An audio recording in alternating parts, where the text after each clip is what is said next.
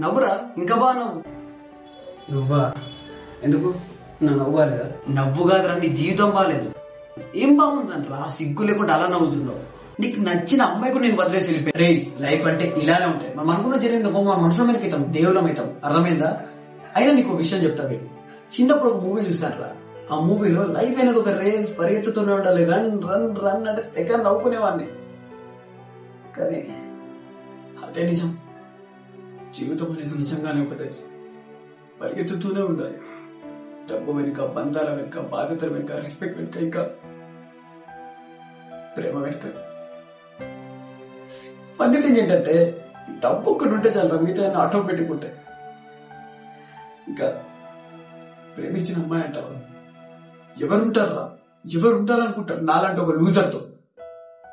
ఏముంది నా దగ్గర? డబ్బు ఉందా? లేదు. తాతల ఆస్తులు ఏమైనా ఉన్నాయా?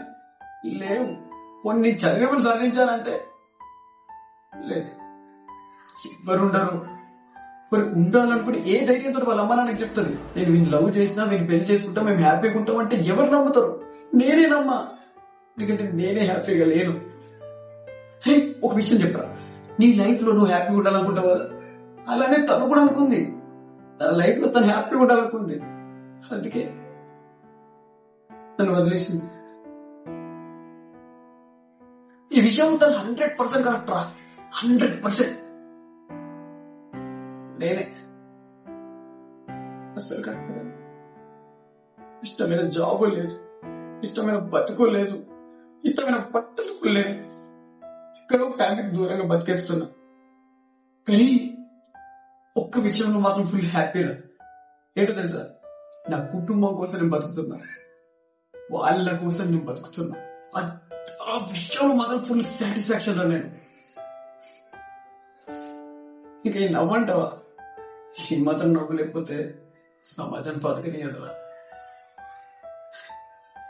ఈ జీవితానికి ఇంతే అని నవ్వుతో సాగనంపాలరా. ఏమో, మన అదృష్టం బాగుంటే నెక్స్ట్ జన్మలో ఇంకా బాగుంటానేమో, సంతోషంగా ఉంటానేమో.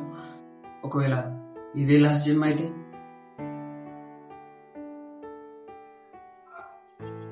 నెక్స్ట్ జన్మ గురించి టెన్షన్ అవసరం లేదు మరి.